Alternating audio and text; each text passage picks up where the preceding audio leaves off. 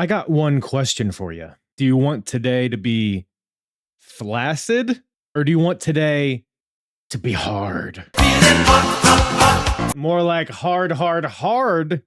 You know what I'm saying? Because it's like hot takes, but it's hard takes.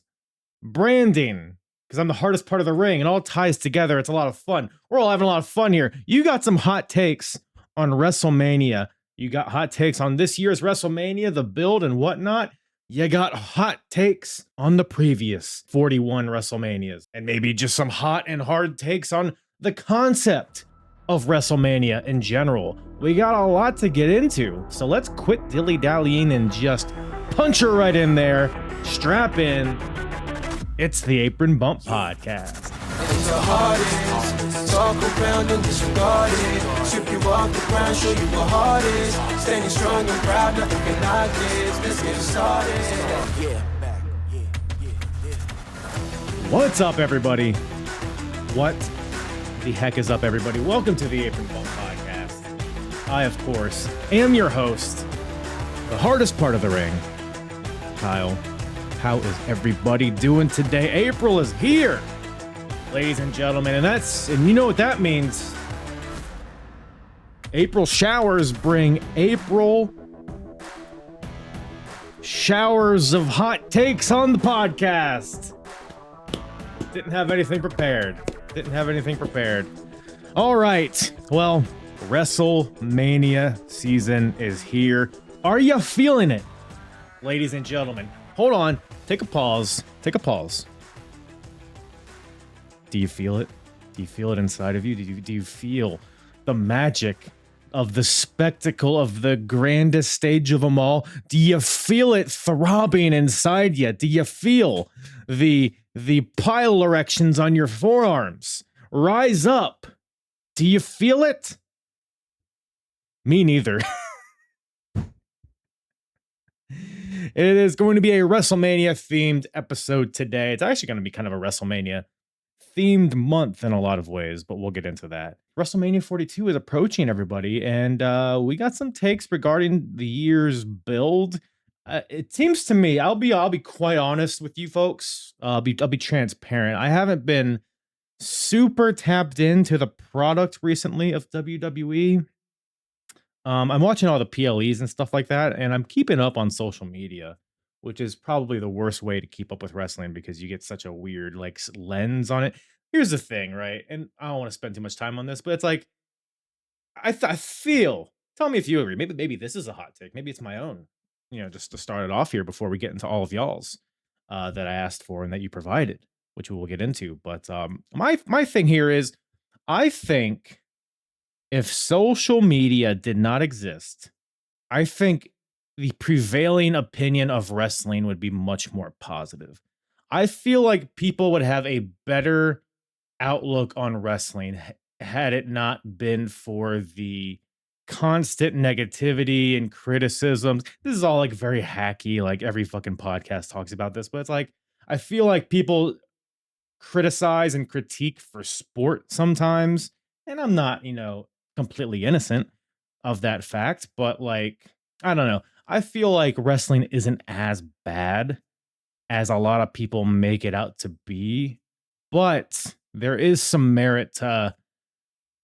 There's just not a lot of excitement surrounding the product right now, at least as far as I see, and maybe we'll get into some of the reasons why, and maybe some things that people are overblowing in terms of the product. But we won't beat around the bush too much longer. We'll just get right into your hot takes. I asked you on Twitter, Instagram, Facebook, Tout, all of the social medias to provide me your hottest takes regarding WrestleMania, whether it be this year or any other WrestleMania, just WrestleMania in general.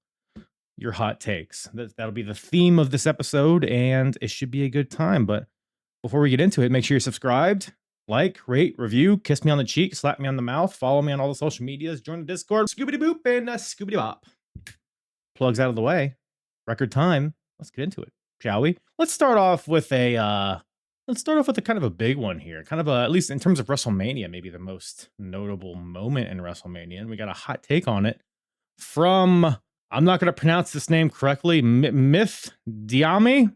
Sorry if I'm getting that wrong, but from Tik Tok, Myth Diami says, Hulk Hogan versus Andre the Giant is the most overrated match in WWE history. Daddy. Ow. Oh, it's so hot. I burned my fingies. Yeah. Is it though? This is my question. Do people rate this match highly? I don't think they do. I don't know if I mean, there's a lot of people who just haven't seen this match and know about the slam at the end of it, and then through documentaries that WWE produces and whatnot, they've convinced themselves that this is a good match without seeing it. I think there is a big chunk of the population that does fall into that category. However, I think most people, definitely anybody that's actually seen the match, knows that it's not a very good match. It's really just notable for the finish, and I think most people are on the same page with that. So, I wouldn't say it's the most overrated match in WWE history. It's pretty overrated, but I feel like most people rate it correctly out there. What is the most overrated match in WWE history though is the question. Overrated matches. I mean, you got the Iron Man match from WrestleMania 12, I think is pretty overrated. I think I've said this before. I personally feel like Kurt Angle versus Shawn Michaels at WrestleMania 21 is pretty overrated. It's a very good match. Don't people think overrated means bad? That's not what the word means. It means this is just more praise than it deserves. I think it deserves praise, Kurt and Shawn, but people there's so many people that say that's the best match in wrestling history. Like not even not even kind of close. But yeah, that's one that comes to mind for me. I don't know. What do you guys think? Sound off in the comments. What's your most overrated match in WWE history? Zizu from Tik Tok says Hogan and Rock wasn't a good match. The crowd made it one. So they're saying that it's not a good match and it's only referred to as a good match because of the crowd. So here's my question, though, Zizu. Here's my question to you. What is a good match? It's very subjective. People's definitions of good matches can vary, and that's okay. There doesn't have to be one answer. What is a good match to you? Is a good match, how crisp the hammer locks are? Is a good match how many false finishes there are? Is a good match how many kick out at ones there are? Is a good match how many dives to the outside? How many death-defying moves? Some people, that might be what a good match is. The Dave Meltzers of the world, at least, that's what a good match is. However, it's all subjective, but the only metric that you cannot argue with that signifies a good match is crowd reaction. If a crowd is into the match, it's a good match. That's just my take. Because ultimately, that's the whole point of this whole thing. I think we kind of get lost in the sauce a little bit in terms of like the star ratings and the cinema bullshit, and then the high spots and all of these nuts and bolts and what makes a wrestling match. We get too focused on the trees, but we don't look at the forest. Forest being, how does the crowd enjoy it? Is the crowd into it? There's matches that I've watched recently that the crowd was super into that I did not like. Recently, as of this recording, we just saw AEW Revolution 2026, and there was a lot of matches on that show that the crowd was losing their minds for. John Moxley Takeshita, for example, crowd was, they were throwing their children over the barricade. They were rabidly into the match. So it's a good match. I didn't think it was a good match. I thought it was kind of a bullshit, no-sell, self-sucking kind of match that bled in, that had kind of the same template as 5 other matches on the show. I didn't think it was a great match, but the crowd liked it, so who am I to say? Now, yes, Hogan and Rock, if you turn it on mute, it's not tremendous, but we're not watching it on mute, is the thing. And the crowd was very emotionally invested into this match. Maybe not the exact emotions they were going for, but the emotions were there, and I don't think you can argue with that. So I disagree with this. Hogan and Rock is a very good match. Is it athletically impressive? Not necessarily, but it's a good pro wrestling match. Just about as good as it gets, honestly. Tom Austin from the Discord. Shout out T. Austin. says that wrestlers push themselves too hard to get on the card and that causes injuries, which is why I think the Andre Memorial Battle Royal should always be on the show.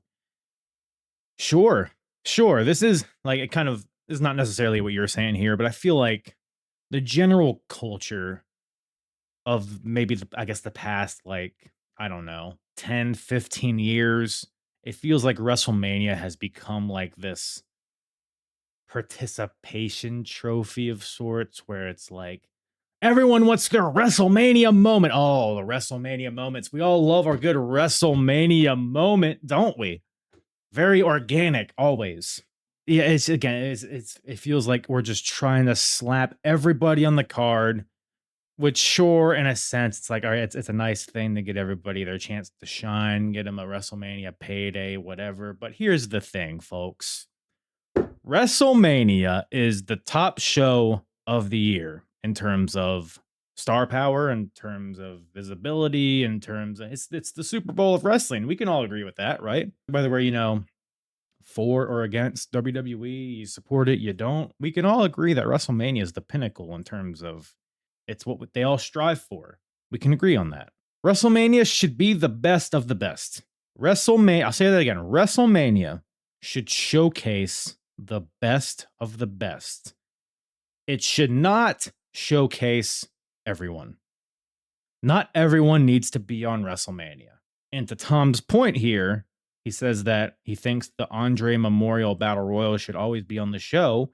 Sure, I'm okay with that. It kind of goes against what I'm saying, but not really, because it's a battle royal. It doesn't mean anything. It's kind of it can act as a break in the show.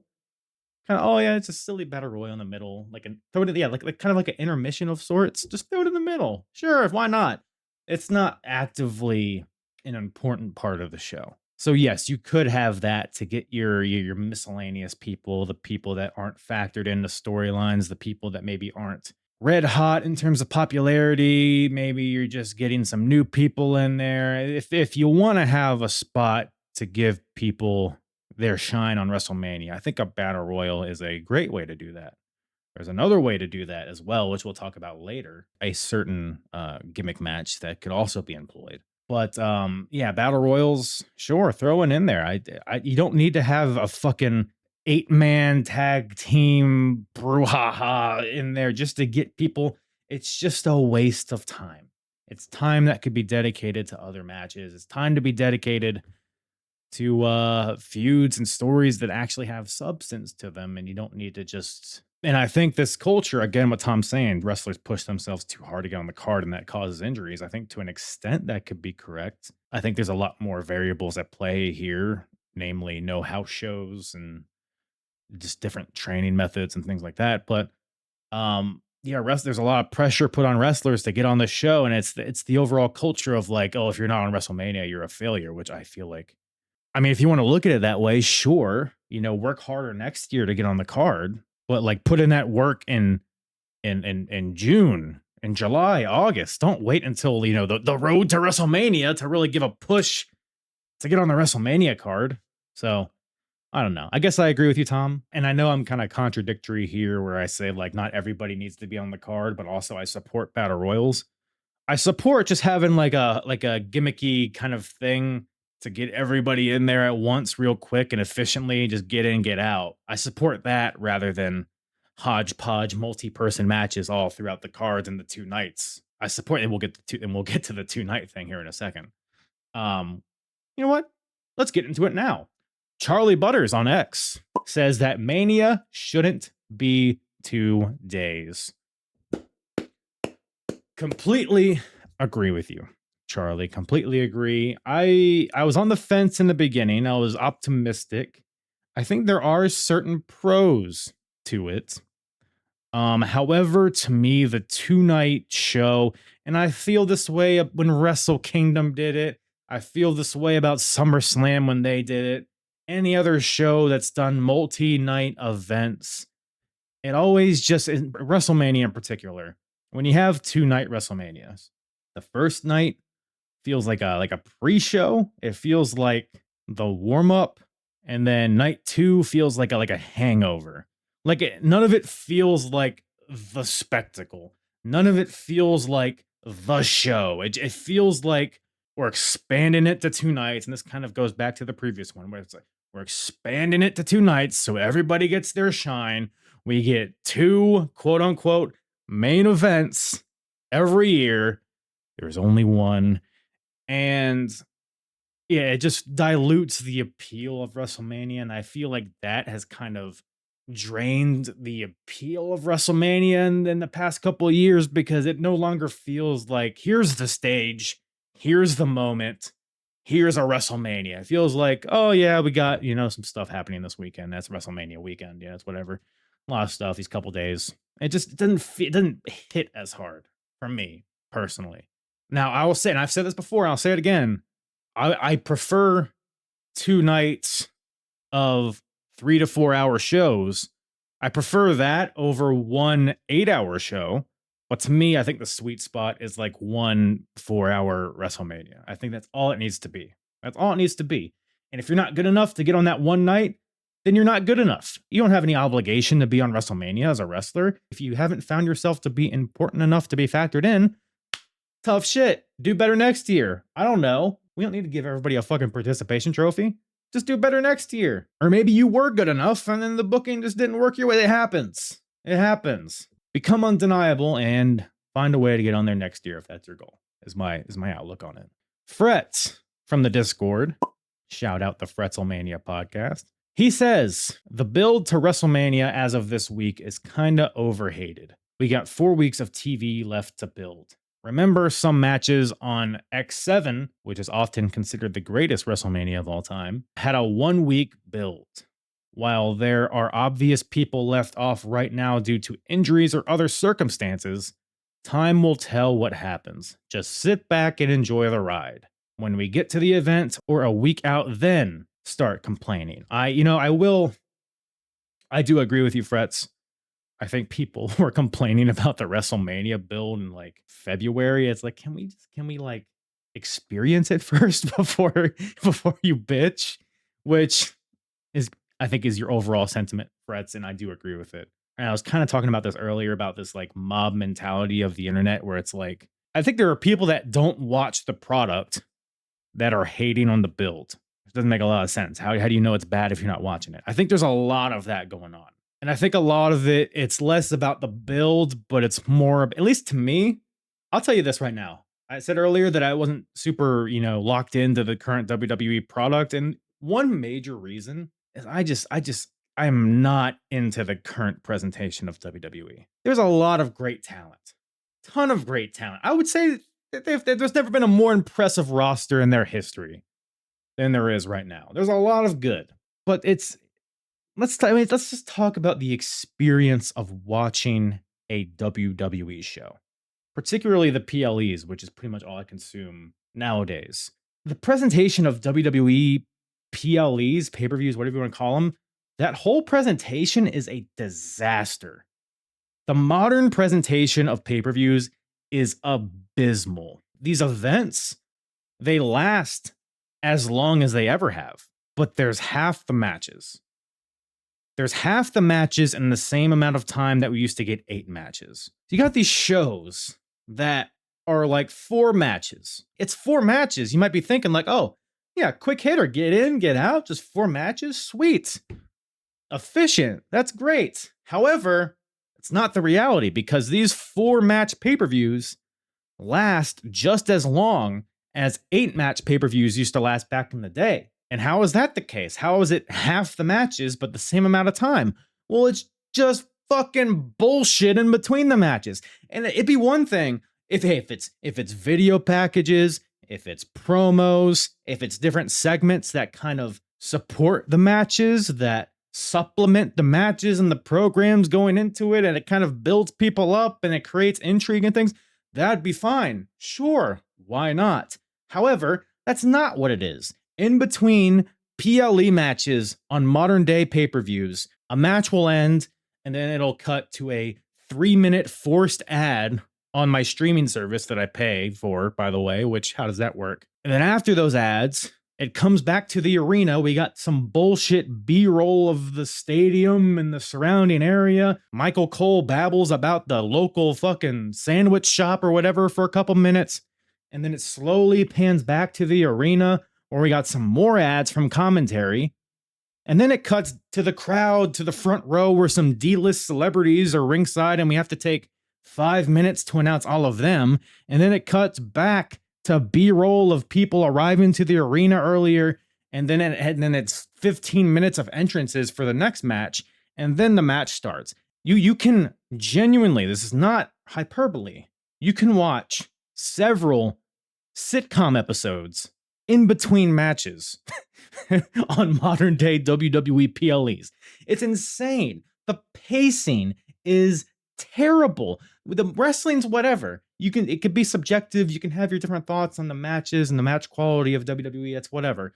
The pacing is just tragic, man. It is a slog. It is boring. It is fucking.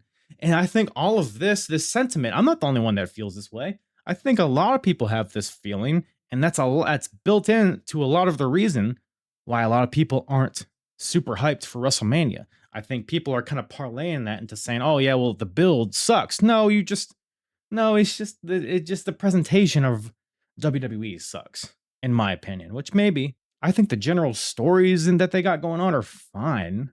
I don't think it's particularly terrible. I don't think it's great. To me, it's just the overall presentation of WWE. And here's another thing to kind of piggyback on what Fretz is saying about how the build to WrestleMania is overhated. I think a lot of people are not excited for WrestleMania.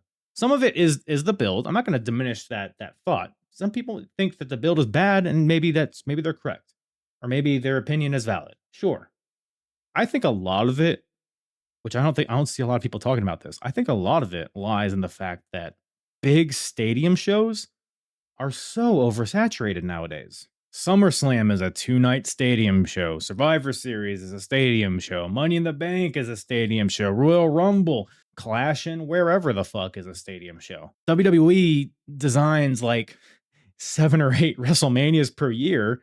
So yeah, when the actual WrestleMania comes along, we're not going to be super excited because we've already seen so much of them, and these big spectacles are a dime a dozen now, and it doesn't feel as special. So that's why, if you're feeling like it doesn't feel like a WrestleMania season, I feel like that's a big component of it. But overall, Fretz, you're saying that people are kind of hating on the build prematurely, and I agree. I mean, looking at the card, it looks like a pretty sick card, honestly, for WrestleMania 42.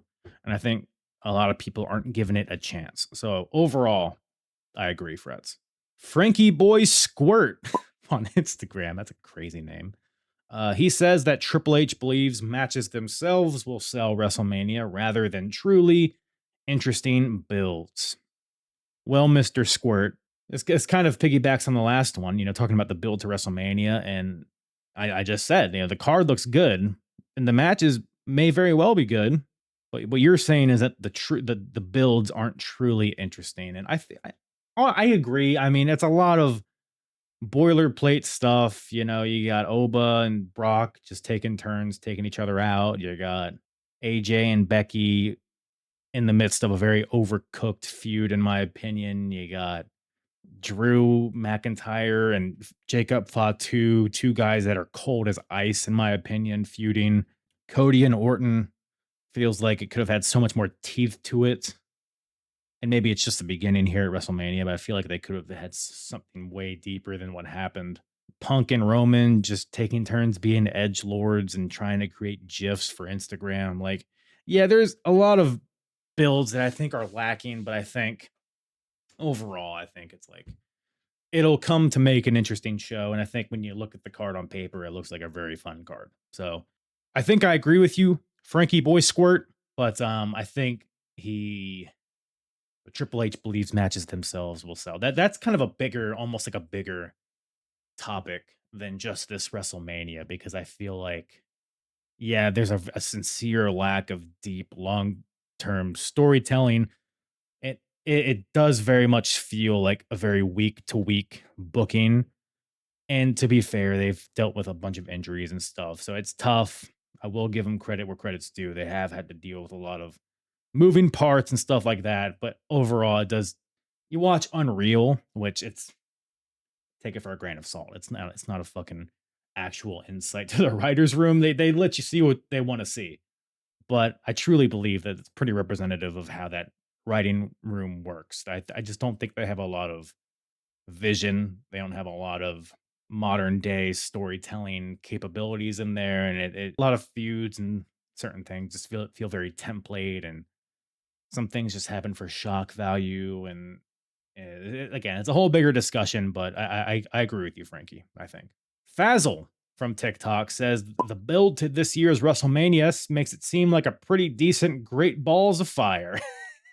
We need to bring back Great Balls of Fire, I think, and make it 2 nights because every other show is. But yeah, I think I kind of addressed, the build to WrestleMania, Fazzle.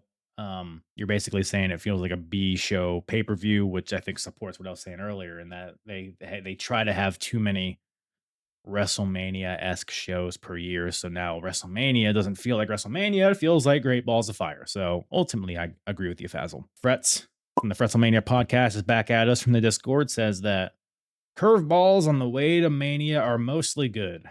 They add intrigue to the story that may or may not need spiced up. For example, EO winning the title on Raw last year, Hardy's and Dudley's playing hot potato the week before X7, Cody this year, Cody and Rock from a few years ago, the Yes Movement.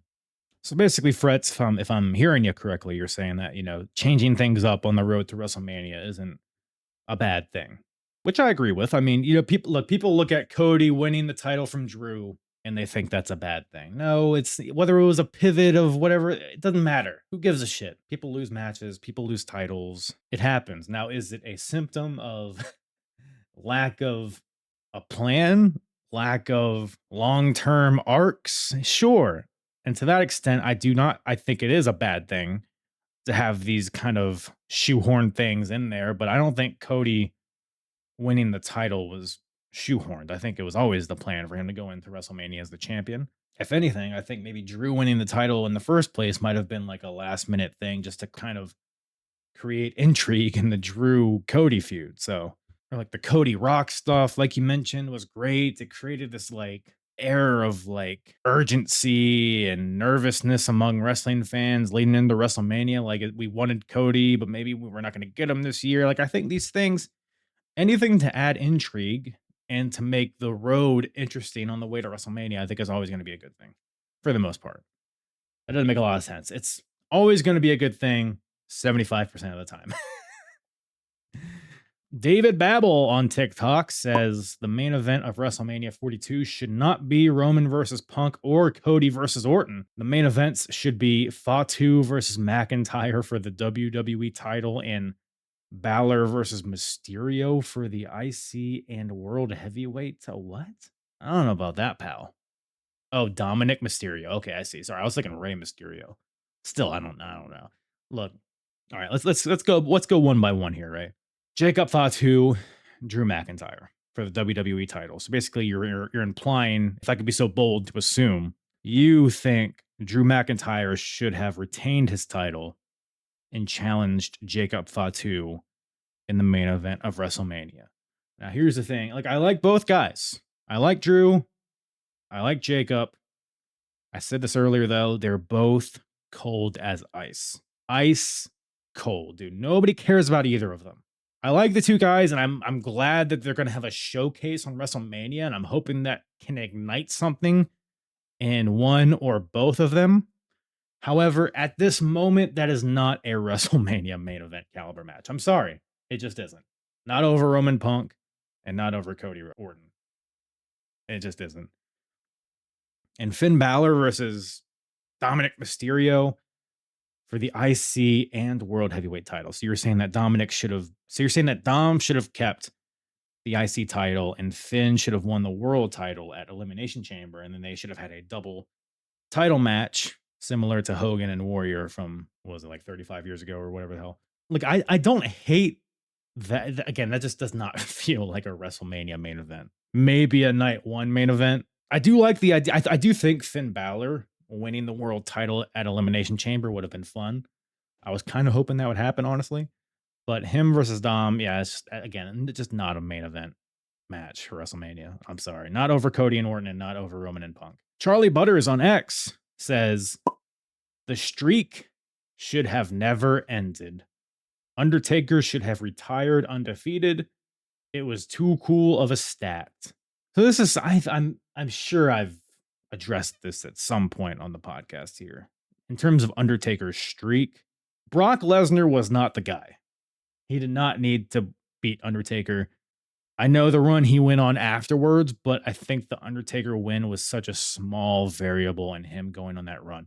I think Brock Lesnar destroying John Cena did a lot more for his mystique than beating The Undertaker at WrestleMania. If somebody was going to beat The Undertaker and beat a streak, it should have been like a Randy Orton. It should have been, I don't know, somebody that they wanted to get over, like a CM Punk or, back in the day, people were theorizing like Sheamus or Wade Barrett, or not to say it had to be one of those guys, but or even like Bray Wyatt at 31. It could have been him. I think that would have, if I had my druthers, Bray Wyatt at 31 would have been the call. But you're saying that he should have never lost. I think that would be a waste of an opportunity, in my opinion. Sure, it's a cool stat, but I think stats, who gives a shit about stats? I think it's more important to use that streak to create a new star. I think that has more value than having a cool stat, personally. Kid Uzumaki on Instagram, keeping with the Undertaker streak theme. We got a few of them here, actually. He says that Undertaker should have stopped having matches at WrestleMania after the streak ended. Nobody cared about his matches with Bray, Shane, Roman, John, or AJ Styles, respectively. I wholeheartedly disagree with this one. I think people cared about all these matches. Bray Undertaker was a dream match at the time. And I feel like if it didn't happen at dusk, I think it'd be way more praised than it is.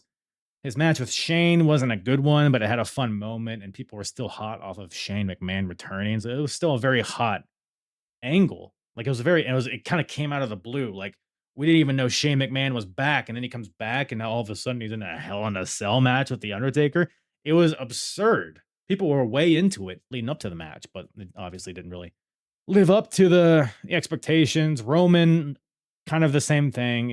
Roman was the guy. I do think at that point, like the streak had already been broken, so people didn't care about it that much, as much as they could have had the streak had the streak maintained itself. And obviously the match was pretty tragically bad, but I think Roman and Taker had a lot of mystique about it. John Taker, that was the whole thing, that quick squash match. It's not how I would have gone about it. I think both guys were capable of having a pretty substantial match with each other at that point, and they didn't. But it was an interesting moment, at least. And then the Boneyard match with AJ Styles is one of the best main events in history. So, yeah, I think I very much disagree with this kid, but I appreciate the take. Tom Austin on the Discord coming back at us says that Undertaker's streak should be outdone. Okay. So what was it? 21? Is that the record, right? 21 matches in a row the Undertaker won? You're saying somebody should outdo that. Who, though, is the question. I think Bianca had a streak for a little bit, but I think it was broken last year, right? So she's out of the question. Who else? I'll tell you one name that comes to mind. Marcus Corvon. No, I'm just kidding. He's 0-1, actually, so that's out of the question. Obafemi. I think it would be a great candidate for somebody to have a WrestleMania streak. Have him destroy Brock Lesnar this year and just be that dude. Just be that unstoppable monster. You don't have to overthink it. He's a big monster, a hulking presence. Obafemi is fucking money. And I think if there's anybody to have a WrestleMania streak to outdo The Undertaker, I mean, Oba's like in his mid-20s right now. I think it's a very feasible option, if any. I don't think it will ever be outdone, but if anybody right now kind of comes to mind that has that potential, I think it's Obafemi. And speaking of Oba, RJ Singh. Singh is king, my boy.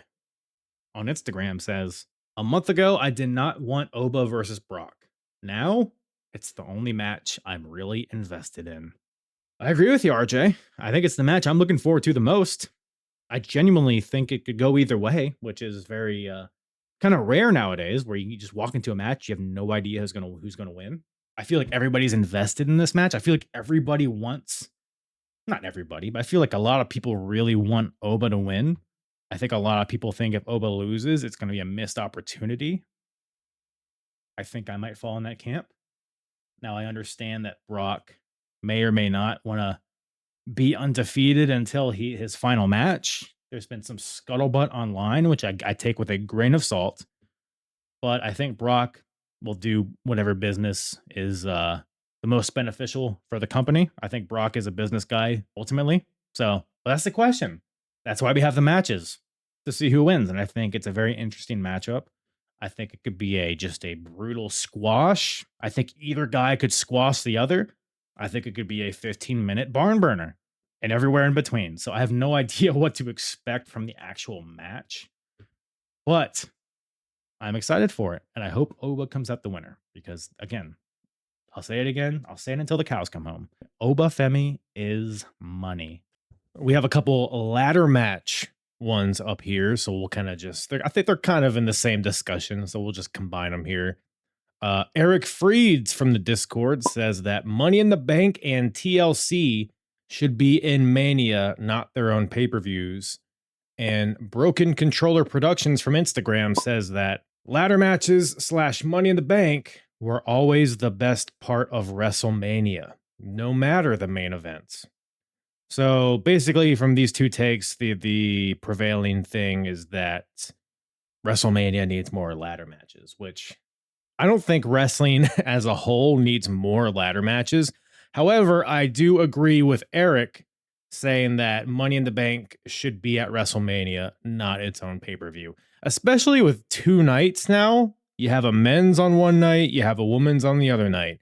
And this, similar to the Battle Royal discussion from earlier, a Money in the Bank match, I mean, that's 6 to 8 slots of people that aren't factored into the rest of the card that you can throw in there to include in WrestleMania, even if they're not winning the match. You could throw like a Javon Evans or a Phoenix or, these guys that are kind of like lower on the card, but could provide value in a match like a ladder match, a spectacle car crash kind of thing. And also, throwing a Money in the Bank match in the midst of a WrestleMania card makes it less monotonous. It gives it a different texture, a different flavor. It creates ebbs and flows in the show. Overall, there's just zero downside to including Money in the Bank at WrestleMania. I don't know, man. It just adds to Money in the Bank as well. It makes it feel more prestigious. It makes WrestleMania better. It guarantees you a fun match per night. Gets more people on the card in a valuable way. No reason not to. No reason not to. Maddie Cage on TikTok says that Drew versus Fatu is the wrong match. It's clear WWE is building Drew versus Aldis. Not saying Drew and Jacob will be bad, but Drew made things real personal with Nick. I will say Drew McIntyre versus Nick Aldis is the more interesting matchup. I mean, it'd be seeing Nick Aldis make his wrestling debut for WWE.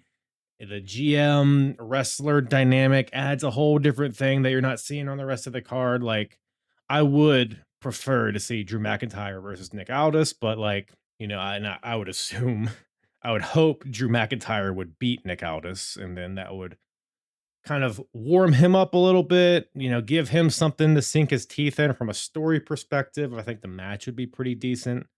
And you just have Drew brutalize the GM in a match. I mean, that adds a lot of foundation to the Drew character, gives him something meaningful to get involved in. The GM wrestler dynamic, I mean, you don't often see it where the GM is like a very capable, in shape guy, a guy that used to be a world champion. Like, you don't get that a lot from a GM. So it would be a unique thing, whereas Jacob Fatu versus Drew McIntyre so far has been a super generic feud. I mean, two talented guys, but it's a feud that nobody's going to remember in 3 months. So I don't know. I guess I agree. I don't have a problem with Drew versus Jacob Fatu per se, but I do think Drew versus Nick Aldis would be a more compelling matchup. Straight Edge Hero on X says, the best Mania for me is the indie shows that happen around it. From the shows that started in GCW now, the best stuff was always the indies, not the main show. I mean, yeah, I mean, I can't. I don't often catch a lot of what happens outside of WrestleMania. I did watch Bloodsport last year, and I wasn't too impressed. But I do like how it brings a lot of independent promotions into the area and it highlights them. So shout out them. I always support the smaller companies getting some shine, taking advantage of WrestleMania weekend. But I can't sit here and say that I think that they are better than WrestleMania. Some years maybe. I'm sure last year, dog shit WrestleMania, there's probably a lot of indie shows that were better, but who's to say? Who's to say? Mark on Discord, looking like a Mark, says that the Hall of Fame ceremony no longer belongs on WrestleMania weekend. Either have it the weekend of the Elimination Chamber or move it to the summer as a standalone event. I completely agree, Mark. I mean, I haven't given a shit about the Hall of Fame in decades at this point. And a lot of that's maybe due to it being just bundled in with WrestleMania weekend when there's 1,000 things going on, and who gives a shit about the Hall of Fame? You know what I mean? So, I think having it maybe you say summer or Elimination Chamber, I think maybe even throw it in like December or something, like a lull period for the company where there's not a lot going on. It's like right before the Royal Rumble when things start to heat up. I would say like December would be a good one, or you can do it like SummerSlam weekend, maybe, or just like around SummerSlam, maybe not the weekend of, but like I think that would even be better than WrestleMania. But yeah, I totally agree. I think it's almost a disservice to the Hall of Fame inductees to just throw it in there with WrestleMania, honestly. Also, by the way, it needs to go back to like just being a banquet full of like people from the industry. Like it should be like a small theater, maybe, or even smaller than a theater of just wrestlers and people that work for the company. And friends and family, obviously, of the Hall of Famers. We need to get out of the stadiums, but doing it in the ring with this dumb fans watching. Like, enough. We need to bring it back to what it used to be. I think. Straight Edge Hero from X is back, and he says that I get the feeling there's gonna be a return of Killer Cross with Paul Heyman. I love you, Straight Edge. I love you. And maybe I don't even know if you're supporting this or not, or if you think it's going to happen. So I'm not making any implications here, but we as a society need to move past Killer Cross. Hashtag we want Cross. Do ya? Are you watching what he's doing now? What title did he just win a few weeks ago? Do you know? Bet you don't. Killer Cross. We have Aleister Black on the roster. What does what does Killer Cross have that Aleister Black doesn't provide us? Aleister Black is literally just Killer Cross, but can wrestle. You know what I mean? So, I mean, Killer Cross may be the better talker of the two, sure, but man, I've talked about Killer Cross ad nauseum on this show. He's just the most seems like a good guy. You know what I mean? So I don't want to like shit on him. He's a legit, he does the jujitsu and stuff. He can break baseball bats with a triangle choke. Sure, he's like a real deal dude, but to me, it's just never translated to the wrestling ring. I'm sorry. He can talk, has the look, but that gosh darn bell has to ring at some point. So no thank you. No thank you. True Prince of Pro on X says, I know WrestleMania 2000 isn't the best WrestleMania, but it is the most fun WrestleMania. The Hardcore Title Invitational, Triangle Ladder Match, the 2 out of 3 falls triple threat between Jericho, Benoit, and Angle, and the 4-way main event are all underrated Mania matches. Are they underrated matches? I don't know. I mean, maybe, sure. It is a weird WrestleMania. I can't say that it's a good You're not saying it's a good WrestleMania, but it's the most fun. I can get with that. I can support that. Man, I can support that. It's a silly show. It's a dumb, silly show. But sometimes, again, I talked about this earlier. Sometimes if you don't have to like consolidate all of the star ratings for each match and judge the show based on that. It's like, what do you feel watching the show? How was your experience watching the show unfold? If you had fun, well, then it was a good show, at least to you. So I don't mind WrestleMania 2000. Like it's nostalgia for me is like peak, me getting into wrestling as a lad, 7 years old here. So I enjoy it. I support it. People I think lose sight of what wrestling is or what it should be. It's dumb. It's people in their undie pants with baby oil pretending to fight. It's not that serious. You know what I mean? So like, yeah, it was just have fun with it. WrestleMania 2000 it is a fun show, and maybe that means it's a good show. Just food for thought. Just food for thought. CJ Calvin XI on X says there is absolutely nothing wrong with waiting to put Royce Keys on TV until the Raw after WrestleMania. It's the big reset. There are always introductions of new talent or newly featured talent. Royce Keys is going to be fine. I look, yeah, I agree. I agree. Now, did we need to debut him in the Royal Rumble if there was not a plan? I would say no. I think we I think they should have held off on the Rumble debut if they didn't have any immediate plans for him. I am in support of holding off until you have something substantial for him. Like, say you just throw him out on Raw next week. What does he do? What does he do? You got Oba and Brock being the hosses of the show. You got all these title feuds brewing. You got the Judgment Day stuff. You got Cody and Roman, Finn and Dom doing their stuff for the IC title. Where does Royce fit in? What are you gonna? What is he gonna team with Jelly Roll?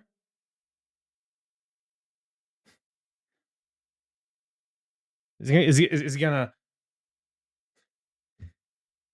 is he gonna face Danhausen in a casket match? Like, there's got to be a slot for the person to throw them in. They've done it before. They just bring people up or debut people with no plans. Like, I don't know, Apollo Crews, or when they first brought up like Aleister Black and Tommaso Ciampa and Johnny Gargano. You remember that? When it was like the graphic of like 6 people from NXT that they brought EC3 and they just had no plans and they just floundered. So if they don't have a plan, don't debut them. So after WrestleMania, like you said, CJ, it's a reset, a new season. We can put them into something substantial, whatever that is, whether it's like a mid card title situation or it's just maybe he's just squashing guys for a little bit, which I would support. Like, it's a lost art. Just have him just show what a beast he is for a little bit and then slide him into something that makes sense after the fact. But yeah, no, I agree with you, CJ. He's fine. He's just fine. I promise. He's been on like the Stephanie podcast. He's getting his story out there. They're laying a little foundation. He'll be fine. He'll be fine. Straight Edge Hero once again from X says that HBK versus Undertaker is overhyped. I mean, it's undeniably a great match, a great series of matches. I mean, they're WrestleMania matches, obviously, but also their Bad Blood Hell in the Cell match. I mean, they have had several great matches together. Overhyped though. I mean, maybe I'm just trying to be devil's advocate. Some people say it's like the best WrestleMania match of all time. Some people say it's the best match of all time. Maybe perhaps that is a bit of a hyperbole, but in general, I don't. I think it's hyped as much as it deserves. They're a tremendous series of matches. Irish Misfit from X, Brundlefly says that Io Sky versus Asuka should be on this show, and they would probably end up stealing the show. It should end with Kyrie finally standing up to Asuka, which would probably get a huge pop. Have Kyrie and Io tag afterwards and get the tag belts off Nia Jax and the Bellas ASAP. Again, this is where I haven't been like super following this feud. I've been catching the clips and kind of from the outside watching this. It seems like they're kind of starting and stopping this Asuka Kyrie kind of dissension. Correct me if I'm wrong on that, but I would have preferred maybe just instead of Io versus Asuka, maybe just do Kyrie versus Asuka on the show. I think there's so much money in Kyrie as a babyface. She was amazing in NXT for a little bit. Her and Shayna had a great series of matches. Kyrie got immediately. She's just so charismatic. She's so easy to like. There is so much money in babyface Kyrie Sane, and I wish they would just pull the trigger on that. Hopefully they do soon. I don't think she needs to team with Io. I wouldn't mind it, I guess. If the world title scene is already booked up, I guess might as well team them up together, like they did in Lucha Underground. That was Kyrie Sane, right? I know it was Io. when they faced like Penta, it was like Io, Kyrie, and somebody else. Um, but yeah, no, I support all of this. I support all of this. Hopefully that ends up happening, and if not at WrestleMania sometime soon. Charlie Butters on X says that the NWO shouldn't have been involved in Sting's Mania match with Triple H. It should have been DDP and Flair and other WCW talent who fought the NWO. So maybe have like the Giant come out, or who else fought the NWO? The Steiners. I don't know. DDP and Flair is probably enough. But then again, you have DX in there, Billy Gunn, Road Dogg, X Pac, Sean. You can't just have DDP and Flair to take them down. I think NWO is just a more substantial group to nullify DX.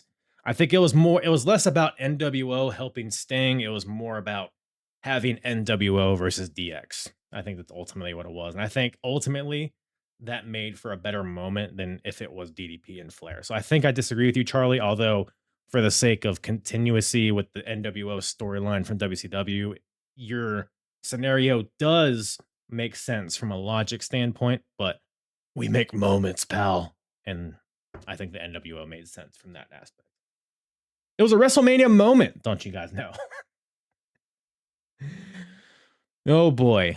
At D Smooth 210 on X says that WrestleMania 4 Steamboat versus Savage should have happened, and Savage should have gotten his win back en route to winning the belt. Well, yeah, he has a few. He has a few should-haves here. So you're saying that Steamboat should have won the tournament and beat Savage on the way there? I support that wholeheartedly. I support it. Steamboat should have gotten at least a quick run with that title, I think. And you also say that WrestleMania 19 and WrestleMania 31, Booker T and Sting, respectively, should have beat Triple H. Yes, 100%. WrestleMania 19, Booker T versus Triple H. I talked about it on the podcast not too long ago. One of the worst WrestleMania matches of all time. Genuinely, it was dog shit. Booker T was so hot coming into this match, dude, and he just got massacred, dude. That just neutered him at the knees. They cut off his balls, then his knees. It was just horrendous, and he really never recovered. King Booker kind of gave him a bit of a rebirth a little bit, but ultimately he was never that guy ever again. So I agree that he should have won at WrestleMania 19. WrestleMania 31, Sting versus Triple H, we just talked about. You're saying that Sting should have won.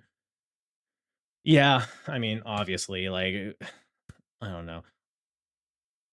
WWF wins again, ultimately, is what it comes down to. So it was never going to happen. But yeah, Sting, I mean, people were behind Sting. It was his one WrestleMania match. Just give the guy his win. It doesn't matter ultimately who wins this match because or I guess, is this before Triple H won the title? I guess it is, right? Yeah, it is. So I guess in a way, it did build Triple H up for what was to come in the following years. So maybe it was the right decision. But then they also had Sting fight for the WWE title after this. So Sting actually could have used that more short-term build. So yeah, no, I do agree. Sting should have won. Fuck Triple H. And WrestleMania 16 should have been Hunter versus Rock, not the silly multi-man match. Hey, I'm pro silly. I mean, don't call the silly goose police on me. I have warrants for my arrest from the silly goose police. But yeah, logically, Triple H versus Rock would have been the call. It should have been the call. But I do like the goofiness. It was very 2000 WWF to have a McMahon in every corner. It was fun. We talked about it earlier with, I think it was True Prince of Pro said it. It was a fun WrestleMania. It was a goofy main event. It took it. Mick Foley was still he still had some momentum behind him. Big Show got a big piece on him. So you throw him in there, sure. I support the silly four-way personally. At Valu on TikTok says Roman's opponent at WrestleMania 39 should have been Sami Zayn. Interesting proposition. So this was the year where Sami faced Roman at Elimination Chamber the month before in Montreal. So are we saying that it should have been a rematch? Maybe. Or is this where the match should have happened in the first place? Ultimately, look, I think WrestleMania 39, what happened is the way it should have happened. I think it was great to see Sammy and Kevin get their moment in the night one main event and then have Cody have the brutal loss at night two to then build himself up for WrestleMania 40. I think that all worked as it should have. It would have been cool to see Roman and Sammy again at WrestleMania and maybe even have Sammy win.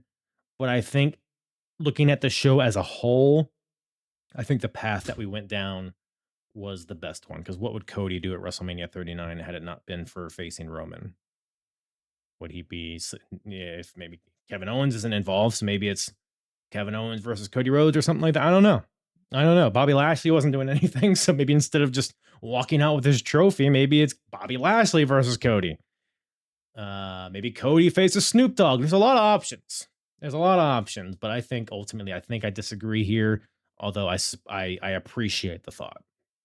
Zlat Hans on TikTok says that Cody should have never beat Roman at WrestleMania 40. Okay, well, touche. Okay, you heard what I said in the last one, and now you have a immediate rebuttal. Zlat Hans. Cody should have never beat Roman at WrestleMania 40. Yeah, I definitely disagree. Are you saying Roman should have beat him again? No, yeah, I don't. I mean, if you're implying, if you, I'm assuming a lot here. I could be wrong. I'm gonna guess that you just don't like Cody, and or you didn't like his title reign, or are not currently liking his title reign. Which that's a whole different topic. I think it's possible to not like a title reign, but also support him winning the title in the first place. Like him winning the title had to happen, but it's also true that maybe some parts of his title reign could have been better. You know what I mean? So, yeah. So I disagree. Cody had to beat Roman at WrestleMania 40. Dude, it was there was so much put into it, so much time. Maybe if you would elaborate, maybe if you had more elaboration, maybe that would kind of paint a better picture on what exactly you're coming from here. But from what I'm seeing, I vehemently disagree with you, sir, and or madam. Slat. I don't know if that's masculine or feminine. Harry on TikTok says WrestleMania 28 is a top 10 WrestleMania of all time.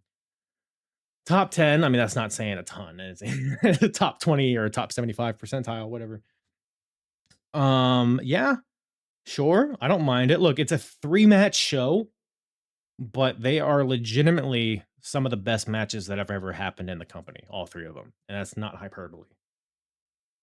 Hit the Hell in a Cell match between Triple H and Undertaker. I mean, just iconic. I just watched the show a few years ago and it holds up.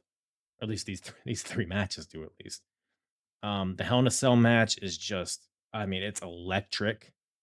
Once in a lifetime, Rock and Cena. Obviously, in hindsight, it maybe doesn't hit in the same way, but it kind of does actually. You watch like before the match, you watch the video packages, even the goofy like musical performances from MGK and Flo Rida, the way they build this up and then the entrances and you feel the atmosphere. Rock Cena won.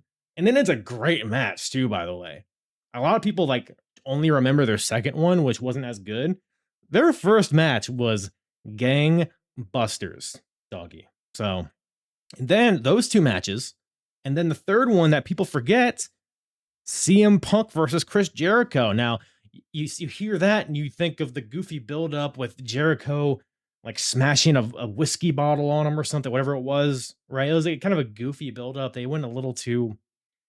I saw what they were going for with the personal stuff. They were playing on the straight edge and Punk's family history, and Jericho's trying to be a dick. I get it. It didn't really hit for me, but the match, Chris Jericho versus CM Punk for the WWE Championship at WrestleMania 28 might be, unless I'm trying to think off the top of my head right now, that might be the best WWE Championship match in WrestleMania history. Just the match itself, probably not the best. That might be a little too much. Top 5 for sure. It's way underrated, whatever the case is. Way underrated. It gets buried between the Hell in a Cell and Rock versus Cena, so not a lot of people think about it. But those 3 matches, dude, it's the rest of the show's dog shit. The rest of the show, utter cheeks. It's Cheeks McGee, the rest of it. So that gives me a little hesitation to say that it's a top 10 WrestleMania of all time, but I think those 3 matches alone maybe carry it to a top 10 potentially because they're genuinely incredible stuff. Dog King from Tik Tok says, I thought WrestleMania 33 was great. Really enjoyed it. That Bray Orton match, and I genuinely don't see why people hate on that show.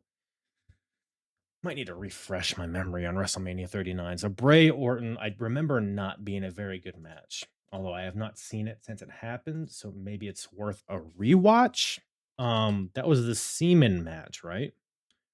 Where Randy comes out with a big giant sperm following him on the ramp. That was that one, correct? The build up to that match was great, but I remember the match being kind of lukewarm. I think it was a very dead cold match from what I remember. Main event, Undertaker versus Roman Reigns, not very good. Okay, Goldberg versus Brock Lesnar was great. See anything else worth the shit on this shit. The Hardy Boys return is maybe my favorite moment of that decade. I did not see it coming at all. I was a Hardy Boys mark growing up, so it was a tremendous moment. And then like was it a TLC match or just a ladder match? It was a ladder match after, but I'm sure there was tables and shit involved. Chaos, very reminiscent of WrestleMania 17, my favorite match ever. 4-way for the Raw Women's title, Bayley, Sasha Banks, Charlotte, Nia Jax, and Shane McMahon, AJ Styles was also very good. So it's a solid Mania. There's a couple of good matches in there, but you also got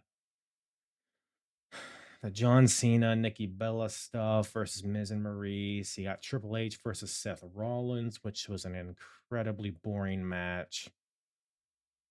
Jericho Owens, which was just fine. The 6-pack challenge for the SmackDown Women's title was just okay. It doesn't look bad. The main event is pretty horrendous, and I think that, it's the main event, so that's a big deal. It holds a lot of weight. So the fact that that match didn't go well definitely brings this show down a peg substantially. In addition to that Bray Orton match, which you're saying that you liked it. Again, I haven't seen it in a while, but I remember that being not very good as well. So if that was the case, you have the WWE title match and the main event both being stinkers. Like that hurts the show a lot. But there is some good stuff here. But yeah, you say it was great. I support that. I'm not gonna hate on that. Marcus from Dirty South Entertainment from X says WrestleMania 22. That's it. It says WrestleMania 22. And I followed up. I was like, what about it? And he said it was great. So no, I like WrestleMania 22. It's a nostalgic show for me as well. I think a lot of people talk about WrestleMania 21. But 22 was really good too. You had the Shawn versus Vince was awesome. Weirdly, Vince McMahon has like a low key great catalog of matches at WrestleMania. His match with Shawn, his match with Hogan, his match with Shane. God damn, he has a stacked WrestleMania cat. Isn't it weird that Vince McMahon has a better catalog of matches at WrestleMania than AJ Styles? And then Ray winning the title in the triple threat match, Cena versus Triple H, which I think was just okay. Maybe it was a little bit more than okay. It might have been pretty good. The Money in the Bank match was pretty good. Mark Henry versus The Undertaker. Okay, it's not the best. Not the best. Oh, Mick Foley versus Edge, of course. That was like probably stole the show. Booker T versus the Boogeyman. All right, it's a mixed bag. It's a mixed bag. I think WrestleMania 22, just for Ray winning the title, Vince versus Shawn, Mick Foley versus Edge, and the Money in the Bank, like those 4 matches, that's a strong 4 matches. You got some other you got Tori Wilson, Candice Michelle pillow fight, a casket match with Mark Henry and Taker. You got Boogeyman versus Booker T. So there's some rough patches in this show. And you got Chris Benoit versus JBL. I think that might have been pretty good. Tag team title match, Kane and Big Show versus Carlito, Chris Masters. I remember being okay. It's a decent WrestleMania. Decent. I wouldn't throw it top 10, but it's a decent one. Definitely in the top 50% for sure. Diego My boy, Go Diego Go, on TikTok says Edge was the right call to win at WrestleMania 39 because the whole feud was Balor and Judgment Day kicking his ass, and he kept coming back for revenge. The way the feud was set up, it wouldn't feel like a conclusion until Edge ended it.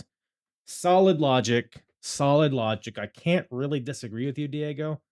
Um, I will say though, I think if I'm remembering the timeline right, didn't Edge and Beth Phoenix beat Finn and Rhea at Elimination Chamber or some shit beforehand?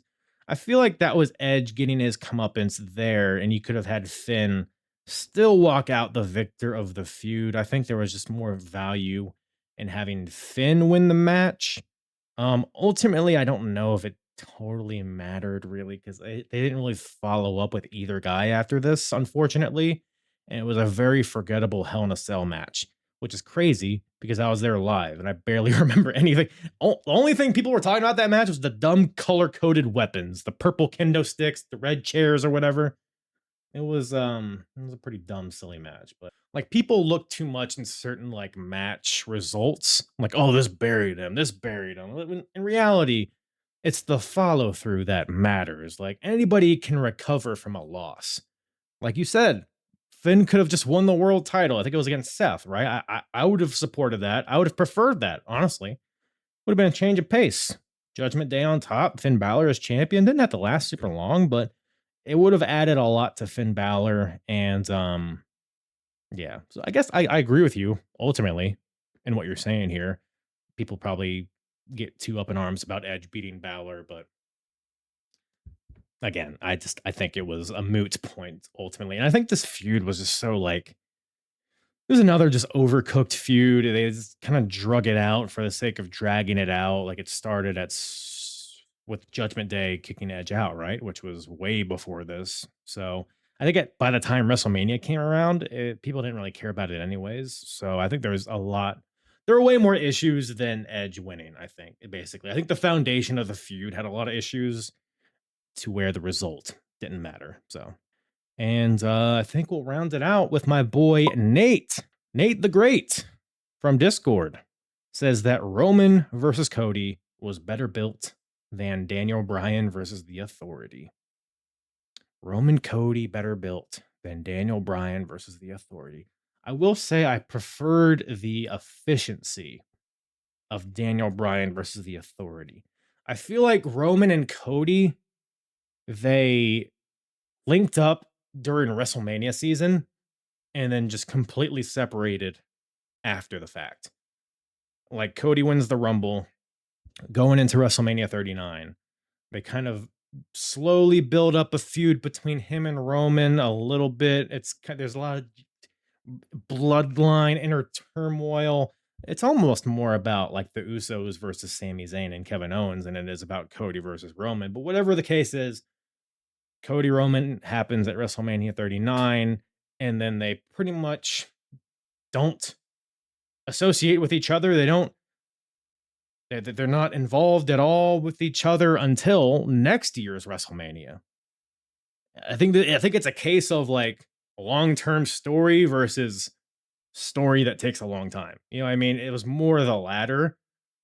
Their code between WrestleMania 39 and WrestleMania 40, Cody was just bullshitting.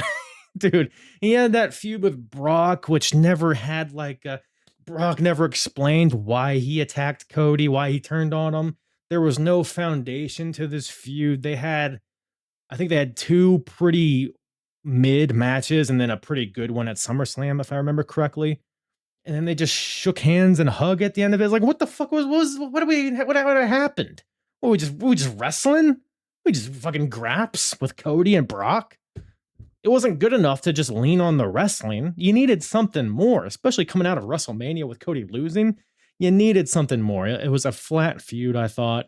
And then Cody he's just doing nothing. And like the fall, he's like doing some Judgment Day bullshit that didn't really come into any. It's like him and Dom are facing each other for whatever reason.